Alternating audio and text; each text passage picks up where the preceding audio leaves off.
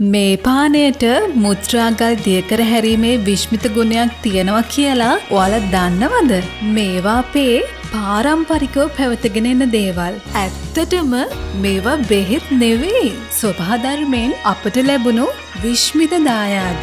එහෙනම් අදත් අපි අපේ අම්මත් එක්ක හදමු මේ විශ්මිත පානයත්. මේ තියෙන්නේ අක්කපාන.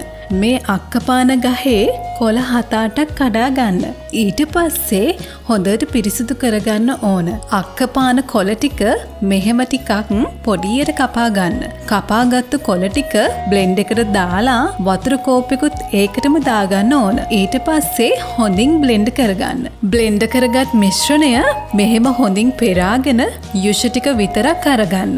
ඔන්න දැන් අපේ විශ්මිත පානය ලෑස්ති.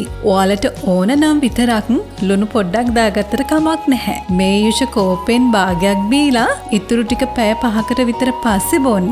මේ පානයට මුත්‍රා මාර්ගයේ ඇති සාමාන්‍ය ගල් දියකර හැරීමේ විශ්මිත ගුණයක් ඇති බව පාරම්පරිකව පැවතගෙන එනවා. ඒ වගේම මේ පානෙන් බොහෝ දෙනෙකුට ගුණ ලැබිලා තියෙනවා. අනිත් අයටත් දැනගන්න ඔයාගේ අත්දැකීම කමෙන්ට් එකක් විදියට දාගෙන යන්න. අපේ channel එකේ මේ වගේ පාරම්පරිකව පැවතගෙන එන සිරුරට ගුණ දෙන ඒත් බොහෝ දෙනෙක් නොදන්න ආහාර පාන වර්ග ගොඩාක් තියෙනවා. ඒවත් බලන ගමන් Facebook, YouTube, TikTok channel subscribe කරන්නත් follow කරන්නත් අමතක කරන්න එපා.